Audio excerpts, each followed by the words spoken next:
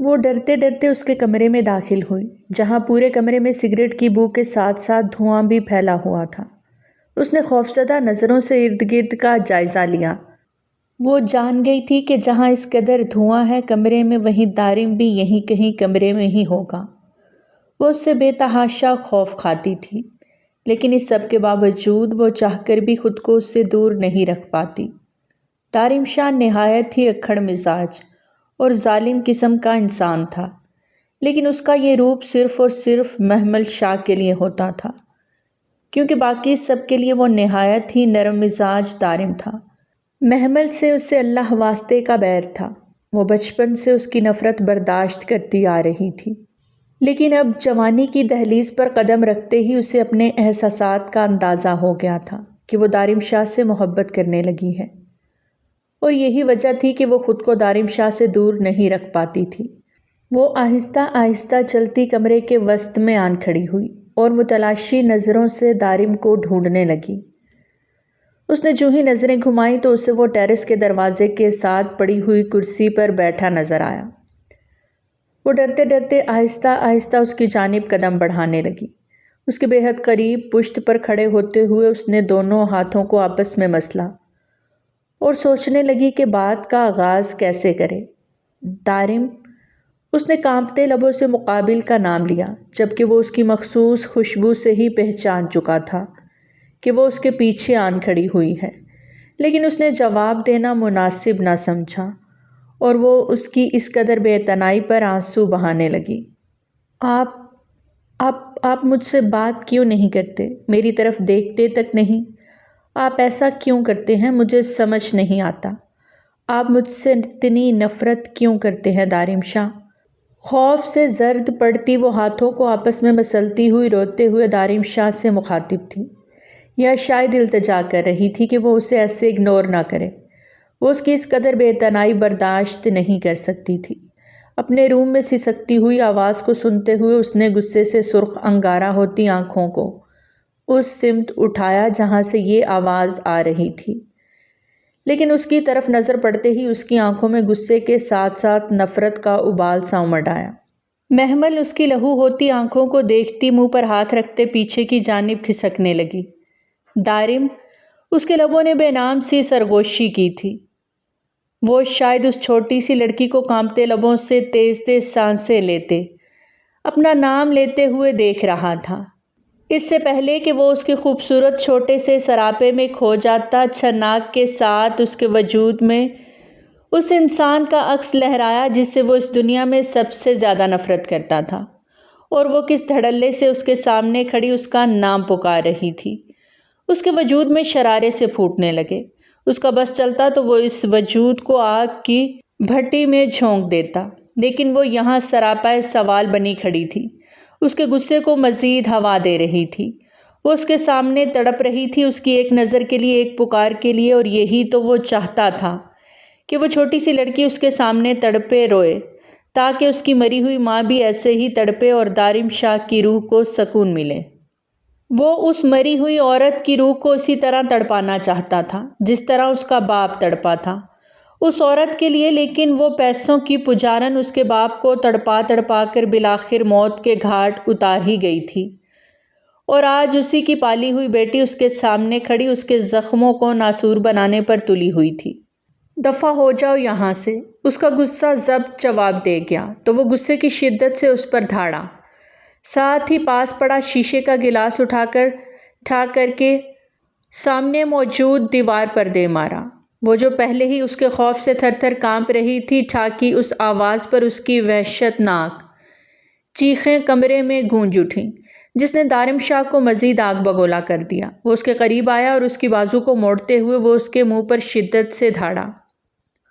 چپ، بالکل چپ، خبردار جو تمہاری ایک بھی آواز نکلی تو۔ آہ ماما، وہ سخت وحشت زدہ ہوتی روتے بلکتے اپنی ماں کو پکارنے لگی۔ دفعتاً دارم شاہ کا غصہ بھی سوا نیزے پر جا پہنچا۔ دفع ہو جاؤ یہاں سے، ورنہ اس سے پہلے میں تمہارے ساتھ کچھ ایسا کر دوں کہ تمہارے وجود کے ادھڑے بخیے دیکھ کر تم کسی کو منہ دکھانے تک کے لائق نہ رہو۔ دفع ہو جاؤ یہاں سے، اور خبردار اگر آئندہ میرے سامنے آنے کی کوشش بھی کی تو۔ اسے بازو سے پکڑتے ہوئے دارم نے اسے دروازے سے باہر پھینکا اور کھٹاک سے دروازہ اس کے منہ پر بند کر دیا۔ اس قدر بے عزتی پر محمل کی آنکھوں سے سیلاب امڈ آیا۔ پچھلے 20 سالوں میں وہ آج تک نہیں جان پائی تھی کہ اسے کس خطا کی سزا مل رہی ہے۔ وہ نہیں جانتی تھی کہ اس کی ماں نے ایسا کیا کیا تھا جس کی وجہ سے اس معصوم کی زندگی اس قدر تباہ کر دی گئی تھی کہ وہ انسان جسے اس نے سب سے زیادہ چاہا تھا وہی اس سے شدید نفرت کرتا تھا۔ محمل روتی ہوئی اپنے کمرے کی جانب بڑھ گئی اور بیڈ پر گرتے ہی وہ بے آواز رونے لگی، جبکہ دوسری طرف سگریٹ پہ سگریٹ پھونکتا اپنا سینہ جلا رہا تھا۔ وہ میں اپنی محبت کو قربان کرنے کے لیے تیار ہوں، لیکن اس صورت میں ان سے شادی ہرگز نہیں کروں گی جس میں یہ کسی اور کو دل میں بسائے بیٹھے ہوں۔ میں جانتی ہوں یہ مجھ سے نفرت کرتے ہیں، لیکن میں نے سوچا تھا میں اپنی محبت سے انہیں تسخیر کر لوں گی، انہیں اپنا بنا لوں گی، لیکن میں غلط تھی چچا جان۔ میں اس پتھر میں ایک دراڑ تک لانے میں کامیاب نہ ہو سکی، میں بھلا اسے کیسے تسخیر کر سکتی ہوں؟ وہ لاؤنج کے وسط میں کھڑی بے تحاشا روتے ہوئے بول رہی تھی۔ کل رات جب دارم نے اسے کمرے سے نکالا تھا تو وہ بے تحاشا روتی ہوئی جانے کب سو گئی، اور آج صبح جب اس کی آنکھ کھلی تو گھر میں غیر معمولی سے شور کی آواز سن کر وہ فوراً سے واش روم کی جانب بڑھ گئی اور ہاتھ منہ دھوتی وہ بالوں کو گول مول جوڑے میں باندھتی باہر کی جانب آئی، اور جیسے ہی باہر کا منظر دیکھا تو وہ دھک سے رہ گئی، کیونکہ وہاں کھڑے اس کے چچا جان اپنے خودسر بیٹے سے سر کھپا رہے تھے، جبکہ دارم شاہ شدید غصے میں تھا، اور اس کے غصے میں ہونے کی گواہی اس کی وہ سرخ ڈوروں والی آنکھیں تھیں۔ محمل نے ایک نظر اپنے چچا کو دیکھا اور پھر بات جاننے کی کوشش کی۔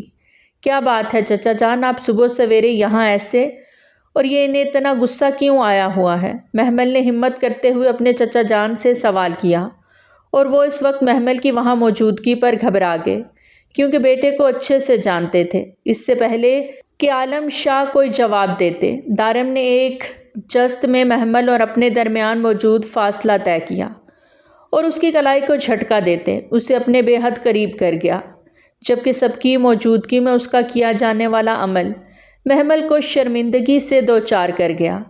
سکتے میں تو عالم شاہ بھی جا چکے تھے، وہ حیرت سے آنکھیں کھولے دارم کو دیکھ رہے تھے۔ یہ سب کچھ تمہاری وجہ سے ہو رہا ہے محمل خاور شاہ، نہ تم اس دنیا میں آتی اور نہ ہی تمہاری وجہ سے مجھے ہر جگہ تکلیف کا سامنا کرنا پڑتا۔ وہ نہایت ہی غصے اور حقارت سے محمل کے منہ پر پھنکارا، جبکہ محمل اس کے الفاظ سنتی اپنی جگہ ساکت ہو چکی تھی۔ عالم شاہ نے بے بسی سے اپنے بیٹے کو دیکھا جو ان کا سگا بیٹا نہیں تھا۔ سردار شمس شاہ کے 3 بیٹے تھے، جبکہ ان کی کوئی بیٹی نہ تھی۔ ان کی بہن فہمیدہ شاہ نے بیٹی کو جنم دیا تو اسی وقت کچھ پیچیدگیوں کے باعث وہ موقع پر ہی دم توڑ گئیں۔ شمس شاہ کو بیٹی کی بے تحاشا خواہش تھی، اسی لیے انہوں نے زریش شاہ کو اپنی بیٹی بنا لیا۔ بہن کے جانے کا غم تو تھا ہی، لیکن زریش شاہ نے جیسے ان کی زندگیوں میں ایک الگ ہی خوشی بھر دی تھی۔ چھوٹی سی زریش سالار شاہ کے بے حد قریب تھی۔ سالار شاہ جو اس وقت 8 سال کا تھا چھوٹی سی زریش سے بے تحاشا محبت کرتا اور اسے اپنی فیری کہتا، جبکہ اس کے باقی دونوں بھائی عالم شاہ اور خاور شاہ بھی زریش سے بے انتہا محبت کرتے تھے۔ جیسے جیسے بچے بڑے ہوتے گئے، سالار شاہ کی زریش کے لیے دیوانگی کو دیکھتے ہوئے شمس شاہ نے ایک فیصلہ کیا، اور وہ فیصلہ یہ تھا کہ وہ زریش اور سالار کو ایک مضبوط رشتے میں باندھنا چاہتے تھے۔ لیکن 18 سالہ زریش نے 28 سالہ سالار شاہ سے نکاح کے لیے انکار کر دیا، کیونکہ وہ اپنے دوسرے کزن یعنی خاور شاہ کو پسند کرتی تھیں۔ جبکہ زریش شاہ کے اس انکشاف پر خاور شاہ کے تو مانو سر پر آسمان ٹوٹ پڑا۔ وہ حیرت و بے یقینی سے کھڑے زریش شاہ کے منہ کو تک رہے تھے، جبکہ سالار شاہ خود بھی اتنا ہی بے یقین تھا۔ خاور شاہ نے نہایت ہی بے دردی سے سب کے سامنے زریش شاہ کو اس کے منہ پر انکار کر دیا تھا، یہ کہہ کر کہ وہ اسے ہمیشہ اپنی بہن سمجھتا آیا ہے۔ لیکن زریش شاہ کی ایک ہی ضد تھی کہ وہ شادی کریں گی تو خاور سے، ورنہ وہ اپنی جان دے دیں گی۔ شمس بیچارے بچوں کی اس منطق پر خود بھی پریشان رہنے لگے۔ گھر کا ماحول یکدم ہی خراب ہو چکا تھا، ہر کوئی ایک دوسرے سے ناراض پھر رہا تھا۔ ایسے میں ایک دن زریش شاہ نے خاور شاہ کو ویڈیو کال کی۔ خاور جو اپنے آفس میں بیٹھے کوئی کام کر رہے تھے، زریش شاہ کے یوں دھڑلے سے ویڈیو کال کرنے پر سیخ پا ہو گئے اور کال کاٹ دی۔ لیکن جب انہوں نے مسلسل اپنی کوشش ترک نہ کی تو بالآخر مجبوراً انہیں کال اٹھانا پڑی۔ جیسے ہی انہوں نے کال اٹھائی تو سامنے کا منظر دیکھ وہ دھک سے رہ گئے، کیونکہ زریشا اپنی شہرک پر نوکیلا چاقو رکھے ہوئے تھیں اور یقیناً وہ اس چاقو پر دباؤ بھی دے چکی تھیں۔ اسی وجہ سے ان کی شہرک سے خون کی بوندیں واضح طور پر نظر آ رہی تھیں۔ زریشا نے نظریں اٹھا کر خاور کو دیکھا اور پھر وہ انہوں نے جو مطالبہ کیا وہ خاور شاہ کے پیروں تلے سے زمین کھینچنے کے لیے کافی تھا۔ خاور فوراً سے اپنی جگہ سے اٹھ کھڑے ہوئے اور پھر انتہائی رش ڈرائیونگ کے ساتھ گھر پہنچے۔ گھر پہنچتے ہی وہ سیدھا زریشا کے کمرے کی جانب بڑھے اور ان کے کمرے میں پہنچتے ہی انہوں نے ٹھاک کے ساتھ دروازہ کھولا تو زریشا ابھی بھی اپنی سابقہ حالت میں تھیں۔ خاور شاہ کو اپنے سامنے دیکھتے ہوئے ان کے لبوں پر فاتحانہ مسکراہٹ بکھر گئی اور پھر وہی ہوا جو وہ چاہتی تھیں۔ خاور نے اسی روز زریشا سے نکاح کا مطالبہ کیا، جبکہ ان کے اس اچانک فیصلے پر گھر کے تمام افراد ششدر تھے۔ سالار شاہ اس فیصلے کو قبول نہیں کر پا رہے تھے، اسی وجہ سے شمس شاہ نے سالار شاہ کی شادی ان کی خالہ زاد سے کروا دی تھی۔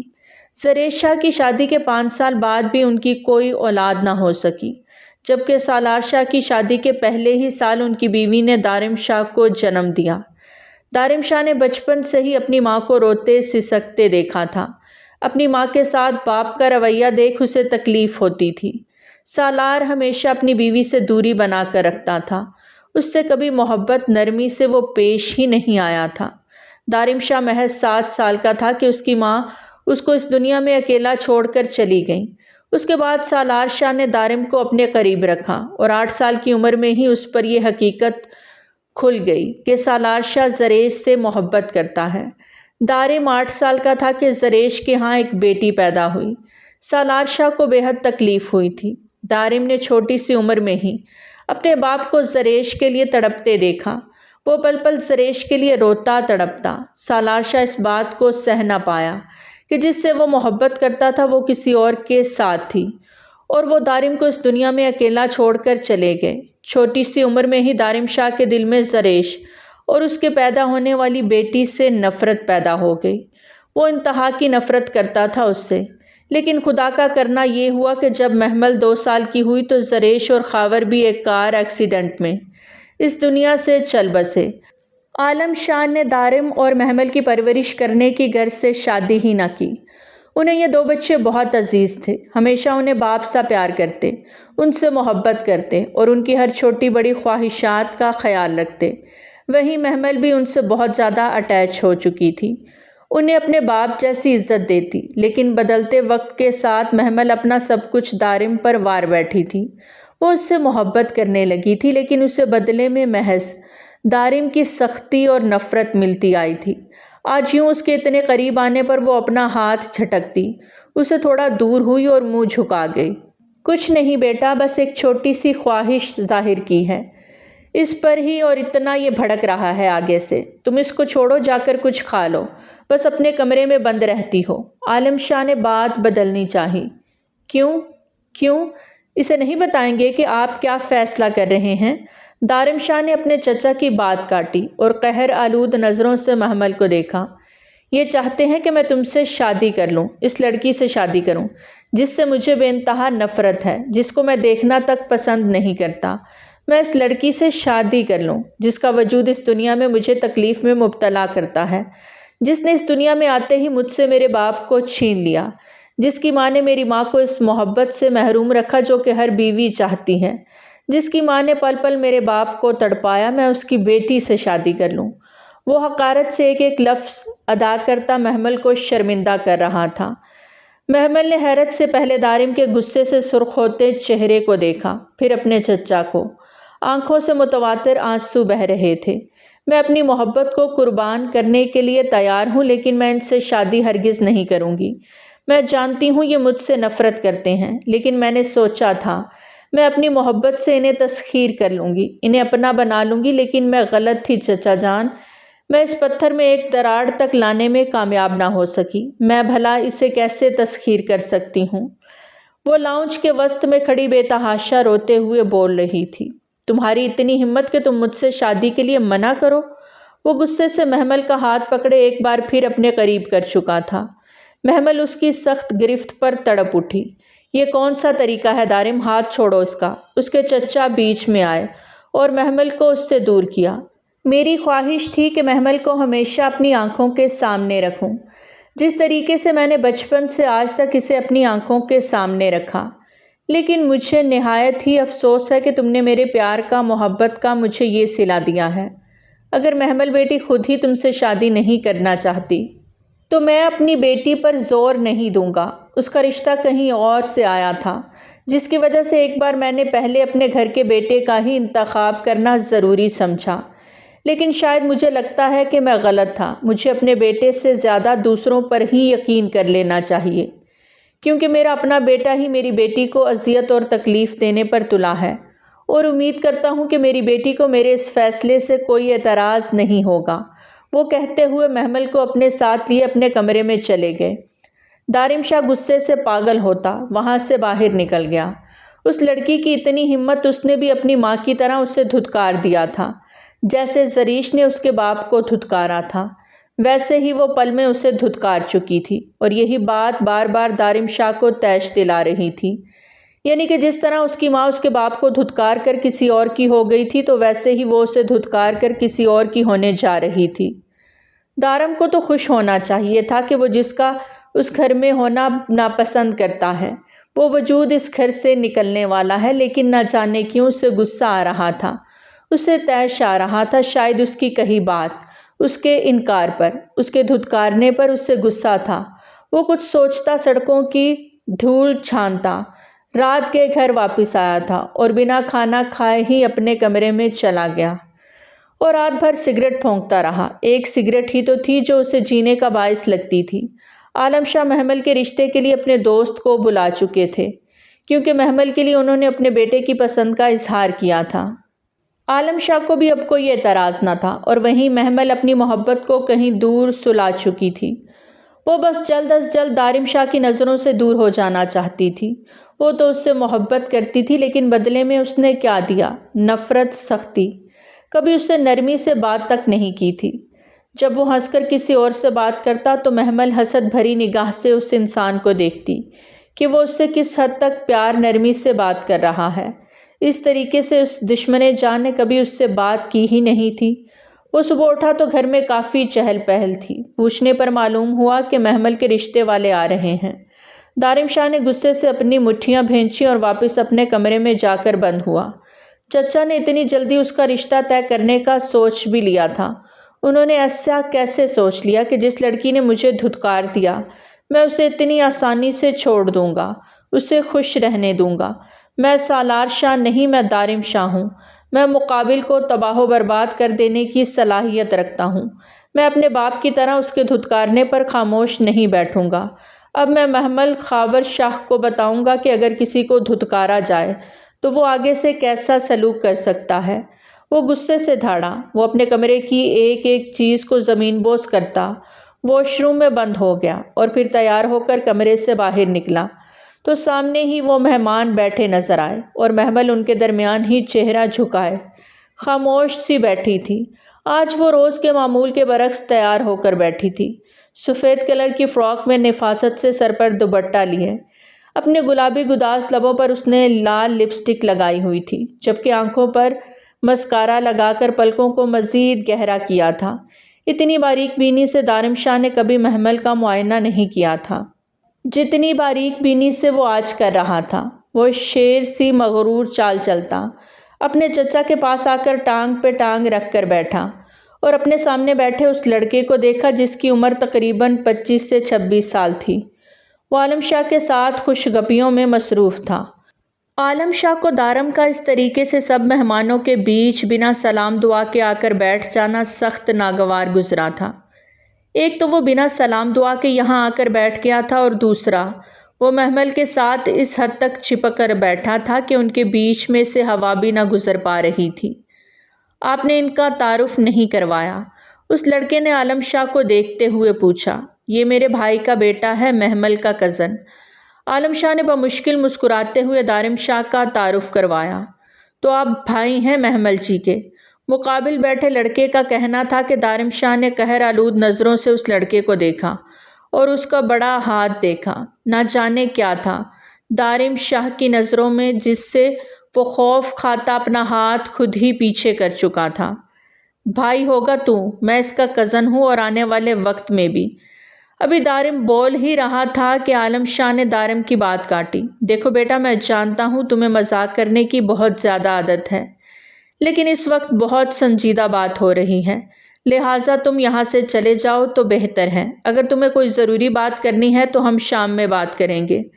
عالم شاہ دارم کو یہاں سے بھیجنا چاہتے تھے، اس لیے غصے سے دیکھتے بہت ہی آرام سے بولے۔ دارم شاہ نے اپنے چچا کی طرف دیکھا اور مسکرایا۔ جی میں چلا جاتا ہوں، مجھے کہنا یہ تھا کہ میں محمل کو کہیں گھمانے کے لیے لے جانا چاہتا ہوں۔ محمل تو تیار بھی بیٹھی ہے۔ وہ بنا لحاظ کے محمل کا ہاتھ پکڑ کر اسے کھڑا کر چکا تھا اور پھر ایک نظر مہمانوں پر ڈال کر اپنے چچا کی بنا سنے وہاں سے نکلتا چلا گیا۔ پیچھے محمل مزاحمت کرتی اپنا ہاتھ چھڑواتی رہی، لیکن دارم نے اس کا ہاتھ نہ چھوڑا اور اپنے گاڑی میں لا کر پٹکا۔ عالم شاہ بس افسوس کرتے صوفے پر ڈھہ گئے۔ یہ کون سا طریقہ ہے؟ وہ اس طریقے سے کیسے اپنی کزن کو یہاں سے لے کر جا سکتا ہے؟ آپ نے یہاں ہماری بے عزتی کرنے کے لیے بلایا تھا، آپ سے یہ امید نہیں تھی۔ عالم شاہ ایک بار پھر آپ اپنے گھر کے بیٹے سے بھی پوچھ لیتے کہ وہ کہیں آپ کی اس نام نہاد بیٹی کو پسند تو نہیں کرتا۔ عالم شاہ کے دوست خفگی سے بولے۔ کیا ہو گیا ہے بابا، کزن ہیں وہ، اور ہم بھی تو یوں ہی اپنے چچا زاد ماموں زاد کے ساتھ چلے جایا کرتے ہیں۔ ہاں ان کا طریقہ غلط تھا، وہ مجھے کافی سنجیدہ طبیعت کے مالک لگے ہیں اور عمر میں بھی کافی بڑے لگتے ہیں محمل سے۔ فہد نے سمجھداری دکھائی۔ عالم شاہ نے سکھ کا سانس لیا۔ جی جی بالکل بڑا ہے وہ محمل سے، وہ اکثر گھر سے نکل جایا کرتے ہیں۔ آج بھی اس نے محمل کو اپنے ساتھ لے جانے کا کہا تھا، لیکن آج کے دن میں نے آپ کو بلا لیا۔ وہ اپنے کہے کا پکا ہے، وہ بہت مشکل سے محمل کے لیے وقت نکالتا ہے، اسی لیے شاید اس کو یہ سب ناگوار گزرا، لیکن اس کے دل میں محمل کے لیے کوئی خاص احساس نہیں، وہ اسے صرف اپنی کزن مانتا ہے۔ عالم شاہ نے بات کو سنبھالا۔ ایک بار پھر ماحول خوشگوار ہوا اور سب لوگ اپنی باتوں میں مصروف ہو گئے۔ آپ مجھے کہاں لے کر جا رہے ہیں؟ مجھے آپ کے ساتھ کہیں بھی نہیں جانا۔ گھر پہ مہمان بیٹھے ہوئے ہیں، یہ کون سا طریقہ تھا؟ ایسے بنا میری اجازت کے آپ یوں مجھے ان مہمانوں کے بیچ میں سے اٹھا کر لے آئے۔ میں آپ کی ملکیت تو نہیں ہوں، تو اس طریقے سے آپ مجھ پر رعب نہیں دکھا سکتے۔ گاڑی روکے، مجھے واپس گھر جانا ہے۔ محمل کا لہجہ تھوڑا سخت ہوا تھا، وہ ہمیشہ دارم سے نرمی سے ڈر کر بات کیا کرتی تھی، آج اتنا ہی بے رخی سے بات کر رہی تھی اور دارم شاہ کو یہ سخت ناگوار گزرا۔ میرے سامنے زیادہ بولنے کی ضرورت نہیں ہے، ورنہ تم بھی اچھے سے جانتی ہو کہ میں کیا کر سکتا ہوں اور کیا نہیں، اور رہی بات ان سب کے سامنے تمہیں اس طریقے سے لانے کی، تو میں ان کا غلام نہیں کہ ان کے کچھ بولنے کا یا ان کے کسی حکم کا انتظار کروں۔ دارم شاہ کے دل میں جو آتا ہے وہ وہی کرتا ہے۔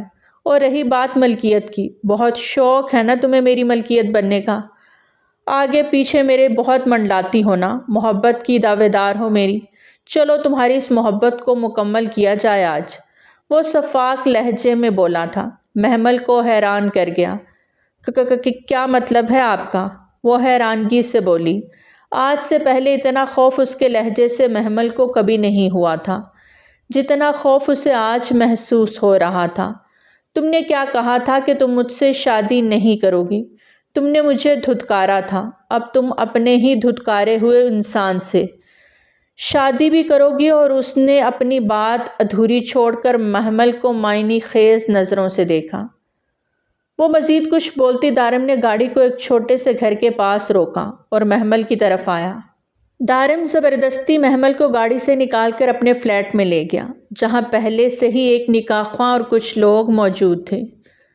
وہ رات میں ہی محمل سے نکاح کا فیصلہ کر چکا تھا، لیکن اسے یہ نامعلوم تھا کہ اس کے رشتے والے یوں اچانک اس کے گھر پر آ جائیں گے۔ وہ تو سمجھا تھا کہ اس کے چچا نے غصے سے سب کیا ہے، لیکن وہ لڑکا۔ دارم نے فی الحال ساری سوچوں کو پس پشت ڈالا اور نکاح کرنے کی طرف دھیان دیا۔ وہ گھر میں داخل ہوا تو سامنے ہی صوفے پر کچھ لوگ بیٹھے تھے۔ وہ ایک بڑے سے صوفے پر محمل کے ساتھ بیٹھا۔ نکاح شروع کروائیں۔ دارم کے کہنے پر محمل نے حیرت سے دارم کو دیکھا۔ یہ کیا کہہ رہے ہیں آپ؟ چچا غصہ کریں گے، میں آپ سے نکاح نہیں کرنا چاہتی۔ آپ اس طریقے سے میرے ساتھ زور زبردستی نہیں کر سکتے۔ وہ سب گواہوں کے سامنے ہی چیخی تھی۔ دارم نے ناگوار نظروں سے محمل کو گھورا اور پھر سب سے معذرت کرتا محمل کو اپنے ساتھ لیے کمرے میں آیا۔ ٹھیک ہے، تم نکاح مت کرو، میں ایسے ہی تمہارے ساتھ رہنے کے لیے تیار ہوں۔ وہ محمل کے بالکل قریب کھڑا تھا۔ دارم شاہ کی سانسیں محمل کو اپنے چہرے پر صاف محسوس ہو رہی تھیں۔ نہیں ایسا نہیں۔ وہ کچھ بولتی اس سے پہلے ہی دارم شاہ نے اس کے لبوں پر ہاتھ رکھ کر اس کو بولنے سے باز رکھا۔ مجھے میرے کام کے دوران کسی کا بولنا پسند نہیں۔ وہ چہرے پر ایک طنزیہ مسکراہٹ سجائے محمل کا دوپٹہ اتار کر زمین پر پھینک چکا تھا۔ دارم نے محمل کے ہاتھ کمر پر پن کیے اور اس کے قریب ہوا۔ میں آپ سے نکاح کروں گی، چھوڑیں مجھے، وہ روتے ہوئے بولی۔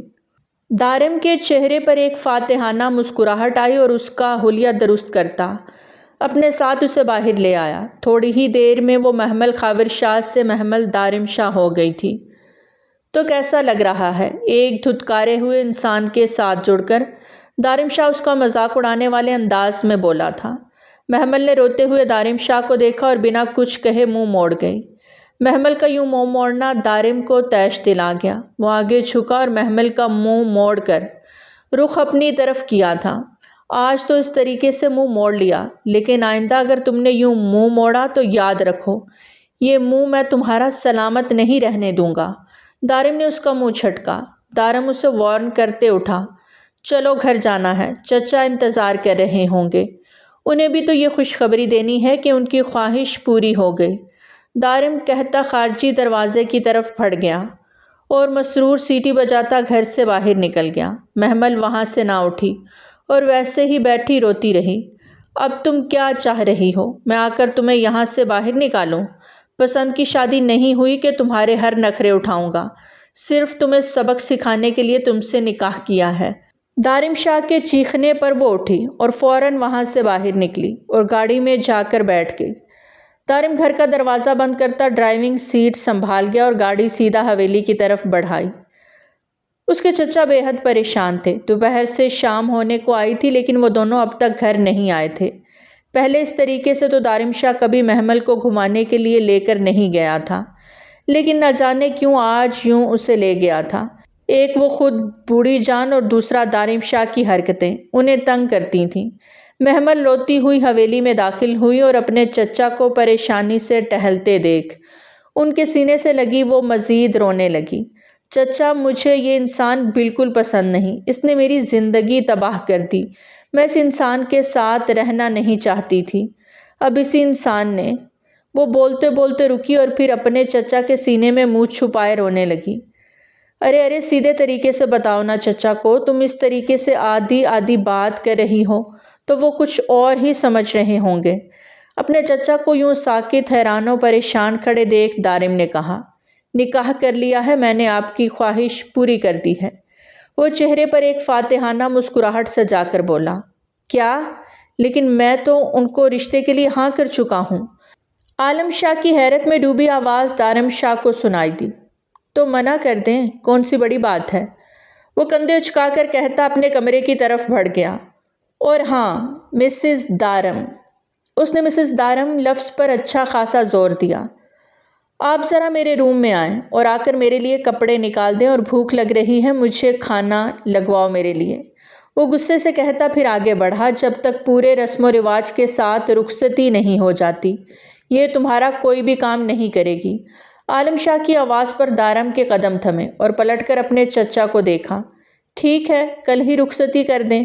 وہ بنا محمل کو دیکھے اپنے چچا کو دیکھ کر کہتا اپنے کمرے میں بند ہو گیا۔ کیا کہیں گے لوگ، یوں اچانک رخصتی؟ عالم شاہ دارم سے بعد میں بات کرنے کا سوچ محمل کو چپ کروانے لگے۔ کیا؟ ایسے کیسے وہ انکار کر سکتے ہیں بابا؟ ایسا کیسے کر سکتے ہیں وہ لوگ؟ فہد غصے سے دھاڑا۔ وہ تو بہت خوش تھا محمل سے رشتہ پکا ہونے پر۔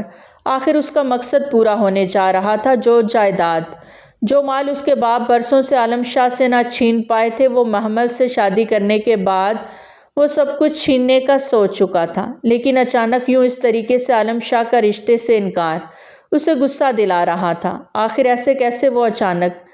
ایسے اس کا نکاح اپنے بھتیجے سے کر سکتے ہیں؟ انہوں نے تو ہمارے ساتھ باقاعدہ رشتہ پکا کیا تھا اور انہوں نے کہا تھا کہ اسی ہفتے وہ نکاح کرنا چاہتے ہیں، تو پھر اچانک انہوں نے اپنے بھتیجے سے اس کا نکاح کیوں کروایا؟ وہ غصے کے عالم میں ادھر سے ادھر گھوم رہا تھا اور مسلسل بول رہا تھا، بیٹا اب تم جائیداد کو بھول ہی جاؤ۔ جس طریقے سے میں نے جگہ جگہ دھکے کھا کر تمہیں اور تمہاری ماں کو پالا ہے، اسی طریقے سے اب تمہیں اپنے آنے والی زندگی میں دھکے کھانے ہیں۔ وہ غصے سے بولے، نہیں نہیں بابا، میں ایسا کچھ بھی نہیں ہونے دوں گا، میں اس انسان کو ہی جان سے مار دوں گا، پھر تو محمل کو مجھ سے شادی کرنی ہی پڑے گی۔ وہ غصے سے بولتا گھر سے نکل گیا۔ وہ ایک چھوٹے سے گھر میں رہتے تھے۔ احمد صاحب نے بہت محنت سے اپنے اس چھوٹے سے گھر کو بنایا تھا۔ عالم شاہ سے رشتہ بنانے کا مقصد ہی ان کا صرف جائیداد تھا کہ وہ محمل کو ٹارچر کر کے عالم شاہ سے اپنے حصے کا مطالبہ کر سکیں، لیکن وہ یہ نہیں جانتے تھے کہ ان کا حصہ محمل کے دادا پہلے ہی احمد شاہ کے بزرگوں کو دے چکے تھے، جو کہ انہوں نے جوئے میں ہار دیا تھا۔ وہ عالم شاہ، خاور شاہ اور سالار شاہ کے موجودہ حصے سے بھی اپنا حصہ چاہتے تھے، جو کہ بالکل ناممکن تھا۔ جتنا احمد شاہ کے باپ دادا شاہ خاندان والوں کے ساتھ انویسٹ کر چکے تھے، اس سے کئی گنا زیادہ عالم شاہ کے والد انہیں واپس بھی کر چکے تھے۔ آپ نے اسے روکا کیوں نہیں؟ آپ دارم کو جانتے ہیں نا، وہ کھڑے کھڑے انسان کو کچا چبا دینے کا ہنر جانتا ہے۔ اس کی ماں فکر مندی سے بولی تھی، تو تم شاید ہمارے بیٹے کو نہیں جانتی، وہ آدم خوروں کو مارنا جانتا ہے۔ وہ فخر سے بولتے اٹھے اور اپنی قمیض جھاڑ کر کمرے میں چلے گئے۔ پیچھے اس کی ماں بس اپنے بیٹے کی سلامتی کی دعا کرتی اپنے رب کے حضور کھڑی ہو گئیں۔ وہ اپنے کمرے میں سوئی ہوئی تھی کہ اسے اپنے کمرے میں کسی کے ہونے کا احساس ہوا۔ وہ اٹھ بیٹھی اور غنودگی میں ہی ادھر سے ادھر دیکھنے لگی، لیکن کوئی نظر نہ آیا۔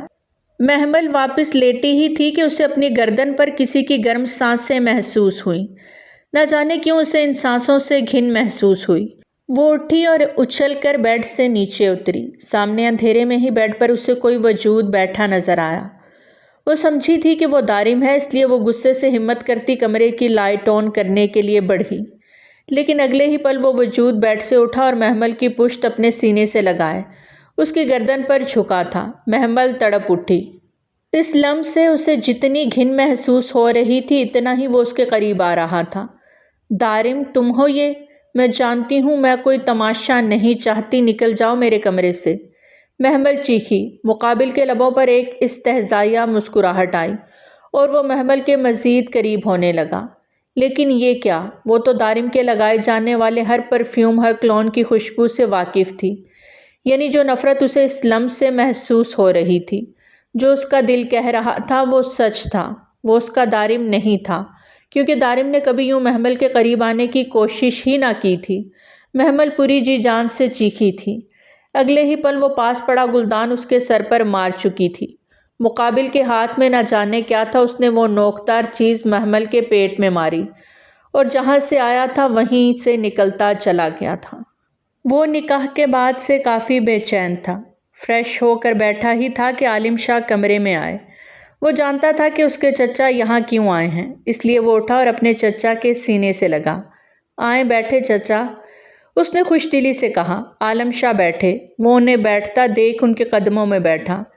بیٹا کیوں کر رہے ہو یہ سب؟ اس میں محمل کی کیا غلطی ہے؟ تو میری ماں کی کیا غلطی تھی چچا؟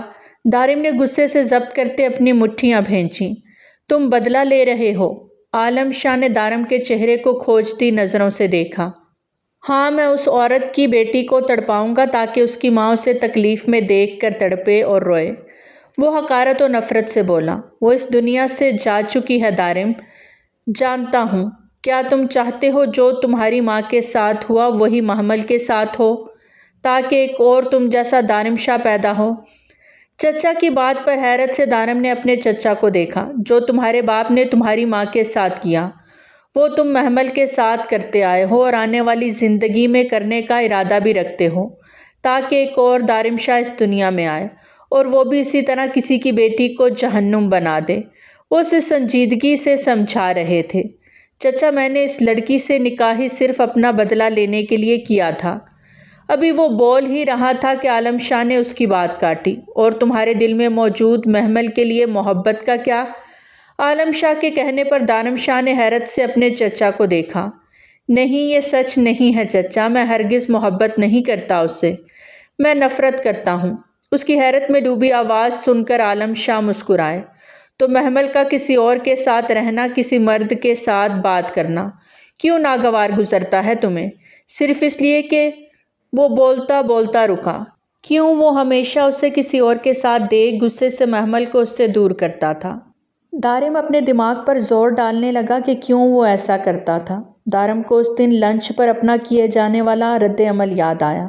آخری بار جب عالم شاہ محمل اور دارم کے ساتھ لنچ پر گئے تھے، اس وقت بھی محمل کا ویٹر سے بات کرنا اور دارم شاہ کا اس ویٹر کو مارنا کچھ بھی تو مخفی نہ تھا ان سے۔ نہیں، مجھے محبت نہیں ہے اس سے، نفرت ہے مجھے، وہ خود سے ہی نظریں چراتے بولا۔ یہ بات اب کہو۔ عالم شاہ نے دارم کا ہاتھ اپنے سر پہ رکھا۔ دارم نے بے یقینی سے اپنے چچا کو دیکھا جو اسے ہی دیکھ رہے تھے۔ دارم کے ہاتھ کانپے۔ جس سے وہ نفرت کا دعوے دار تھا، اس کے لیے دل میں تو کبھی نرمی محبت پیدا ہی نہ ہوئی تھی، تو آج یوں اس کے لیے محبت کے نام پر کیوں اس کا دل ایک الگ شور برپا کر رہا تھا؟ وہ انہی سوچوں میں گم تھا کہ محمل کی چیخ دارم کو اپنی گیلری سے آئی۔ محمل! وہ زیر لب بڑبڑایا۔ وہ اپنے چچا کو وہیں چھوڑ محمل کے کمرے کی طرف بھاگا۔ پیچھے ہی عالم شاہ بھی تھے۔ وہ لوگ کمرے میں گئے تو کمرے میں ہر جگہ اندھیرا تھا۔ محمل کے رونے چیخنے کی آوازیں آ رہی تھیں بس۔ دارم نے سوئچ بورڈ پہ ہاتھ مارا تو پورا کمرہ روشنی سے نہا گیا۔ سامنے ہی وہ بیڈ سے تھوڑی دور بیٹھی ہاتھ میں لگے چھوٹے سے چاقو کو نکالنے کی کوشش کرتی چیخ رہی تھی۔ اندھیرے کے باعث جو چاقو مقابل نے اس کے پیٹ میں مارنا چاہا تھا وہ محمل کے ہاتھ میں لگا تھا۔ چاقو چونکہ چھوٹا تھا جس کے باعث بڑے نقصان سے وہ بچ گئی تھی۔ عالم شاہ تڑپ کر اس کی طرف بڑھے اور محمل کے ہاتھ سے کھینچ کر چاقو نکالا۔ دارم تو بس اپنی جگہ ساکت کھڑا اسے روتے دیکھ رہا تھا۔ وہ درد سے کراہنے لگی۔ دارم کو وہیں یوں کھڑے دیکھ محمل کو تکلیف ہوئی۔ جس انسان سے اس نے بے تحاشا محبت کی وہی انسان اس کو تکلیف میں دیکھ خوش ہوتا تھا، اسے سکون ملتا تھا۔ وہ منہ موڑ گئی اور اپنے چچا کے سینے میں منہ چھپائے رونے لگی۔ کیا ہوا ہے؟ دارم کے حلق سے آواز بمشکل ابھری تھی۔ ایک تو چچا کے کہے جملے اور دوسرا دل میں پیدا ہونے والے یہ الگ احساسات اسے محمل سے نرمی سے بات کرنے پر مجبور کر گئے۔ محمل نے حیرت سے دارم کو دیکھا کہ وہ نرمی سے اس سے بات کر رہا ہے۔ وہ چچا! وہ اپنے درد میں تو اس آنے والے انسان کو بھول ہی چکی تھی۔ اچانک ہی اس پر خوف طاری ہوا اور وہ خود میں سمٹنے لگی اور اپنے چچا کے سینے میں چھپنے لگی۔ وہ چچا! وہ کمرے میں وہ خوف سے اپنی بات بھی پوری نہیں کر پا رہی تھی۔ آس پاس کمرے میں دیکھتی مزید چچا کے سینے میں چھپنے لگی۔ چچا! کمرے میں کوئی تھا چچا کمرے میں، وہ اپنی گردن کو مسلتے ہوئے بولی۔ عالم شاہ نے حیرت سے پہلے محمل اور پھر دارم کو دیکھا۔ دارم نے باہر جانے کا اشارہ کیا تو وہ اس کا اشارہ سمجھتے کمرے سے باہر نکل گئے۔ محمل انہیں روکتی رہی، ان کا ہاتھ پکڑتی رہی لیکن وہ نہ رکے اور وہ کمرے سے باہر چلے گئے۔ دارم گھٹنوں کے بل محمل کے پاس بیٹھا اور اسے اٹھا کر بیڈ پر بٹھایا اور فرسٹ ایڈ باکس لایا۔ اب بولو یہ سب کیسے ہوا؟ وہ محمل کے ہاتھ کی ڈریسنگ کرتے بولا تھا۔ وہ کمرے میں کوئی آیا تھا اور وہ مسلسل اپنی گردن کو مسل رہی تھی۔ دارم نے گردن سے محمل کا ہاتھ ہٹایا تو وہاں موجود نشان دیکھ دارم کی آنکھیں پل میں سرخ ہوئیں۔ وہ محمل کو وہیں چھوڑ گیلری کی طرف بڑھا اور دھاڑا، گارڈ! تم لوگوں کو میں نے کس لیے یہاں رکھا ہے؟ گھر میں کون آیا تھا؟ سب گارڈ نیچے گارڈن میں کھڑے تھے۔ سر کوئی بھی نہیں، ایک گارڈ نے ہمت جمع کرتے جواب دیا۔ CCTV فوٹیج چیک کرو۔ 2 منٹ ہیں تمہارے پاس، مجھے اب سے 2 گھنٹے پہلے کی فوٹیج چاہیے، باہر کے لگے ہر کیمرے کی اور محمل کے کمرے کی۔ وہ واپس کمرے میں گیا۔ محمل کو حیرت ہوئی تھی کہ اس کے کمرے میں کیمرہ لگا تھا، لیکن اسے تو کبھی کسی نے بتایا ہی نہیں تھا۔ میرے کمرے میں کیمرہ کیوں ہے؟ محمل نے حیران ہوتے سوالیہ نظروں سے دارم کی طرف دیکھتے پوچھا۔ تمہاری لاپرواہی کی وجہ سے لگایا ہے یہ کیمرہ۔ تم اکثر کسی کو بھی گھر میں لے آتی ہو اور تم جانتی ہو تمہارے چچا کے اور میرے بہت سے دشمن ہیں جو کسی بھی طریقے سے صرف تم تک پہنچنے کی کوشش کرتے ہیں، کیونکہ وہ جانتے ہیں کہ چچا کی کمزوری صرف تم ہو اور تمہارے ذریعے وہ اپنی ہر بات چچا سے منوا سکتے ہیں۔ اسی لیے میں نے تمہارے کمرے میں کیمرہ لگوایا تھا، اس کے ہاتھ کی ڈریسنگ کرتے بولا۔ محمل روتے ہوئے منہ موڑ گئی۔ دارم نے اپنے لب بھینچے۔ اس کے ہاتھ کی ڈریسنگ کرتے وہ اٹھا اور اسے اپنے ساتھ لیے کمرے سے باہر نکل گیا۔ گارڈ ہاتھ میں لیپ ٹاپ لیے 10 منٹ میں ہی فوٹیج لے کر آ چکا تھا۔ ڈرائنگ ہال میں عالم صاحب پہلے سے ہی موجود تھے۔ محمل ان کے سینے سے جا لگی۔ محمل کا وجود اب بھی ہلکا ہلکا لرز رہا تھا۔ وہ اپنے چچا کے سینے سے لگی خود کو محفوظ محسوس کر رہی تھی۔ دارم نے ویڈیو پلے کی تو اس میں حویلی میں آنے والے انسان کو دیکھ دارم کے ماتھے پر بل نمایاں ہوئے تھے۔ دماغ کی رگیں ابھریں۔ وہ اپنے دماغ کی رگیں مسلتا کچھ سوچ کر اٹھا اور لیپ ٹاپ گارڈ کو دیا۔ جو چاہیے تھا مجھے مل گیا، تم جا سکتے ہو، دارم نے گارڈ سے کہا تو وہ سر خم کرتا چلا گیا۔ اور تم آج کی رات میرے کمرے میں گزارو گی، دارم نے محمل کو دیکھ کر کہا۔ چچا آپ بے فکر ہو کر آرام کریں، جب تک میں زندہ ہوں تب تک آپ کی بھتیجی کو کچھ بھی نہیں ہونے دوں گا، وہ اپنے چچا کو دیکھ کر بولا۔ محمل نے حیرت سے دارم کو دیکھا۔ صبح تک تو وہ نفرت سخت ناگوار لہجے میں اس سے بات کر رہا تھا، اب وہ اچانک کیسے بدل گیا؟ محمل کو اس کا بدل جانا بہت عجیب لگا تھا۔ محمل نے نفی میں سر ہلایا اور اپنے چچا کے سینے سے لگی رہی۔ عالم شاہ نے محمل کے ماتھے پر بوسہ دیا۔ بیٹا فکر نہیں کرو، میں تمہارے پاس ہی ہوں۔ عالم شاہ محمل کو اپنے ساتھ لگائے بولے، میرے پاس ہی رہے گی میری بچی، وہ تنبیہ کرتی نظروں سے دارم کو دیکھ کر بولے۔ دارم نے کچھ بھی نہ کہا۔ عالم شاہ محمل کو اپنے کمرے کی طرف لے کر بڑھ گئے۔ دارم نے بھی کچھ نہ کہا۔ آنکھوں کے ڈورے سرخ ہو رہے تھے۔ اس کا بس نہیں چل رہا تھا وہ اس انسان کے پاس ابھی اڑ کر پہنچ جائے اور اس کا حشر نشر کر دے، لیکن اس وقت اس کا گھر پہ رہنا بہت ضروری تھا۔ ممکن تھا کہ وہ ایک بار پھر بنا ڈرے آ جائے، وہ پھر آنے کی کوشش کر سکتا تھا۔ صبح کا سورج طلوع ہوا تو دارم شاہ اپنے گارڈز کے ہمراہ اس انسان کے گھر کی طرف بڑھ گیا۔ وہ نہیں جانتا تھا کہ وہ شخص اتنا گر چکا ہے، جو شخص جانتے بوجھتے بھی اس سے انجان بننے کا دعویٰ کر سکتا تھا۔ دارم نے کیسے سوچ لیا تھا کہ وہ اس کے گھر کی عزت پر وار نہ کرے گا۔ وہ احمد شاہ کے گھر میں داخل ہوا تو وہ سامنے ہی درخت کے نیچے بیٹھے نظر آئے۔ باری باری اس کے سارے گارڈ اس کے گھر میں داخل ہوتے۔ ان دونوں پر گن تان چکے تھے۔ فہد کہاں ہے؟ دارم غصے سے دھاڑا۔ ایک تو تم ہمارے گھر میں اس طریقے سے منہ اٹھائے چلے آئے ہو، اور دوسرا آ کر تم مجھ سے میرے بیٹے کا پوچھ رہے ہو۔ تمہیں کیا لگتا ہے میں تمہیں بتا دوں گا کہ میرا بیٹا کہاں ہے؟ جی ہاں میں جانتا ہوں، آپ آسانی سے نہیں بتائیں گے، وہ گن لوڈ کرتے بولا۔ احمد شاہ کے گھٹنے پر وار کر چکا تھا۔ وہ درد سے بلبلا اٹھے۔ پاس بیٹھی ان کی بیوی چیخ اٹھی۔ وہ اپنے شوہر کے پاس آ کر رونے لگی۔ کیا خیال ہے اس طریقے سے تڑپے ہوں گے نا خاور شاہ؟ وہ بولتا کرسی پر بیٹھا اور ٹانگ پہ ٹانگ رکھے احمد شاہ کو دیکھنے لگا۔ کیا مطلب؟ کیا کہنا چاہتے ہو تم؟ وہ درد سے کراہنے کے درمیان بمشکل بولے۔ یہی کہ اور کہاں کہاں گولی ماری تھی تم نے خاور شاہ کو؟ دارم نے غصے سے پوچھا۔ بے شک دارم کے دل میں نفرت تھی، وہ تو صرف زریش کے لیے نفرت تھی۔ وہ آج بھی ان سے اتنی ہی نفرت کرتا تھا، لیکن اس میں خاور شاہ کا کیا قصور تھا؟ اس کے چچا کا کیا قصور تھا؟ وہ تو زریش کے سامنے بے بس ہو گئے تھے۔ زریش کی ضد کی وجہ سے وہ ان کے ساتھ نکاح کرنے پر مجبور ہو گئے تھے، ورنہ تو وہ کبھی اپنے بھائی کی خوشیوں کا قتل نہ کرتے۔ اس وقت حالات ہی کچھ ایسے تھے کہ انہیں مجبوراً زریش سے نکاح کرنا پڑا، ورنہ وہ سالار شاہ کی محبت دیوانگی کو جانتے ہوئے اس سے نکاح کرتے۔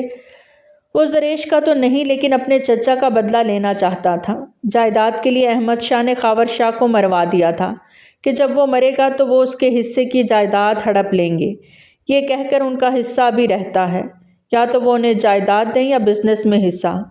جب فہد نے یہ بات دارم شاہ کے سامنے رکھی تو دارم شاہ نے صاف انکار کر دیا کہ پرانے پیپرز میں صاف صاف واضح ہے کہ ہمارے بزرگ تمہارے بزرگوں کو ان کا حصہ دے چکے تھے، تمہارا ہماری طرف کوئی حصہ نہیں ہے۔ لیکن فہد باز نہ آیا۔ اس دن اچانک یوں وہ لوگ اس کے گھر پر رشتہ لے کر پہنچ گئے۔ دارم شاہ کو غصہ تو بہت آیا تھا، لیکن اسے حیرت تو تب ہوئی جب فہد نے اسے جاننے سے بھی انکار کر دیا۔ دارم سمجھ گیا تھا کہ اس کے پیچھے بھی ان کی کوئی چال ہے۔ دارم نے وہاں سے نکل جانا ہی بہتر سمجھا، ورنہ تو وہ محمل سے نکاح اپنے چچا کی موجودگی میں ہی کرنا چاہتا تھا۔ فہد گھر میں داخل ہوا تو سامنے دارم شاہ کو بیٹھے دیکھ واپس بھاگنے لگا، لیکن گارڈ نے اسی وقت فہد کو پکڑا اور دارم شاہ کے سامنے پھینکا۔ دارم نے اپنے ہاتھ میں پکڑی گن گول گھمائی۔ دل تو کرتا ہے کہ جان لے لوں، لیکن جو آپ نے در در ٹھوکریں کھائی ہیں، میں چاہتا ہوں کہ آپ کا بیٹا بھی ویسے ہی ٹھوکریں کھائے۔ میرے باپ دادا نے تمہیں تمہارا حصہ دے دیا تھا۔ اگر تمہارے باپ دادا نے میرے باپ دادا کے ساتھ غداری نہ کی ہوتی، پیٹھ میں چھرا نہ گھونپا ہوتا تو آج یہی پرسکون زندگی آپ لوگوں کی بھی ہوتی۔ ایک تو آپ لوگوں نے قتل کیا اور دوسرا میرے باپ دادا کے ساتھ غداری۔ وہ کہتا فہد کی دونوں ٹانگوں پر گولی چلا چکا تھا۔ دارم اٹھا، زندگی بھر کے لیے معذور کر کے وہ اسے وہیں چھوڑ کے جا رہا تھا۔ تھوڑی دیر میں پولیس بھی آتی ہوگی آپ دونوں کو لینے کے لیے، دارم نے کہہ کر احمد شاہ کی بیگم کی طرف دیکھا۔ مجھے انتہائی افسوس ہے، آپ کے بڑھاپے کا سہارا کوئی نہیں رہا۔ دارم اپنی آنکھوں پر چشمہ لگاتا وہاں سے نکل گیا تھا۔ گارڈ بھی ایک ایک کر کے اس کے پیچھے ہی نکلے۔ دارم شاہ، یہ تم نے ٹھیک نہیں کیا، فہد کے دھاڑ کر کہنے پر دارم شاہ رکا اور پلٹ کر واپس گھر کے اندر داخل ہوا اور گھٹنوں کے بل فہد کے پاس بیٹھا۔ اوہ، تو تم اب مجھے بتاؤ گے کہ میں نے کیا صحیح کیا ہے اور کیا غلط؟ مجھے تو لگا تھا کہ تم ہماری جائیداد کے پیچھے ہو، تم محمل سے شادی کرنا چاہتے ہو تاکہ اسے ٹارچر کر کے تم میرے چچا سے آسانی سے اپنی ہر بات منوا سکو۔ لیکن مجھے ایک بات سمجھ میں نہیں آئی، تمہیں اگر جائیداد چاہیے تھی تو تم نے محمل کو کیوں مارنا چاہا، مجھے کیوں نہیں؟ دارم شاہ سوال کر رہا تھا، جوک کر رہا تھا، لیکن اس کے باوجود بھی دارم کو جواب دینا مناسب سمجھا۔ ہاں، میں تو اس لڑکی کے پاس اسی لیے گیا تھا، میں نے سوچا تھا کہ پہلے اس لڑکی کو نوچ کر چھوڑ دوں گا اور تم اس لڑکی کو چھوڑ دو گے، کیونکہ ایک استعمال کی ہوئی لڑکی کو کوئی اپنے گھر کی عزت نہیں بناتا، پھر بہت آسانی سے میں اس سے نکاح کر سکتا ہوں۔ لیکن وہ لڑکی چیخ پڑی اور اس نے مجھے مارا۔ فہد اپنے سر پر لگی چوٹ کو یاد کرتے بولا، ویسے کہنا پڑے گا جو لڑکی تم نے چنی ہے وہ ابھی بول ہی رہا تھا کہ دارم شاہ اپنی گن لوڈ کرتا ایک ہی سیکنڈ میں اس کے سینے میں تمام گولیاں اتار چکا تھا۔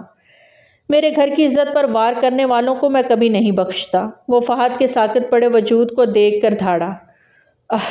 وہ چیخا اور اپنا ماتھا مسلتا ادھر سے ادھر گھومنے لگا۔ تھوڑی دیر میں وہاں پولیس نے آ جانا تھا۔ وہ موبائل نکال کر گھر سے باہر نکلا۔ پیچھے احمد شاہ اور اس کی ماں اپنے جوان بیٹے کی موت پر چیخ رہے تھے۔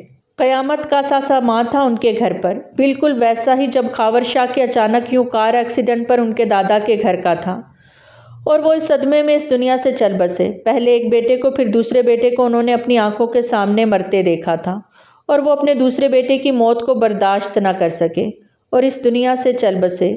تین تین میت ان چھوٹے بچوں کی آنکھوں کے سامنے سے اٹھی تھیں۔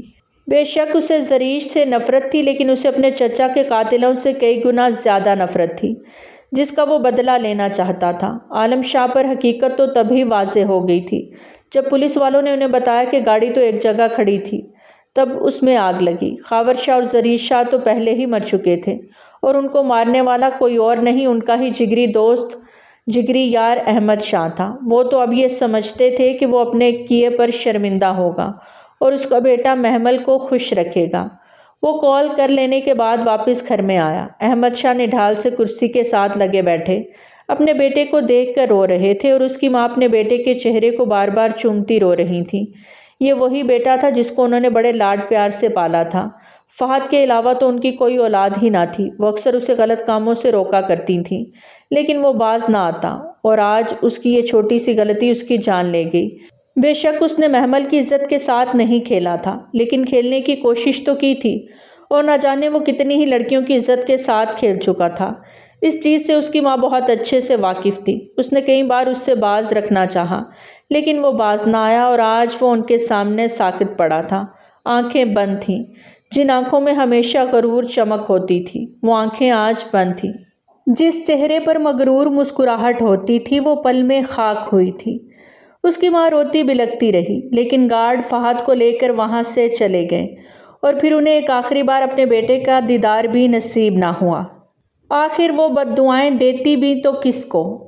خود کو، اپنے شوہر کو، یا سامنے کھڑے انسان کو؟ دارم شاہ کی جگہ کوئی اور غیرت مند مرد ہوتا، اس کے گھر کی عزت کے ساتھ اگر یوں کھیلا جاتا تو یقیناً وہ بھی یہی کرتا جو آج دارم نے کیا تھا۔ وہ بس اپنی قسمت، اپنی بے بسی پر روتی رہیں، اور وہ جیتے جی مر گئی تھیں۔ احمد شاہ تو معذور ہو گیا تھا، ان دونوں کو اولڈ ہوم بھیج دیا گیا تھا، اور وہ روز وہاں خود کو کوستے، اپنی غلطیوں کو یاد کرتے، روتے، اللہ سے معافی مانگتے تھے۔ اس دن کے بعد دارم شاہ کے لہجے میں محمل کے لیے تھوڑی نرمی آئی تھی۔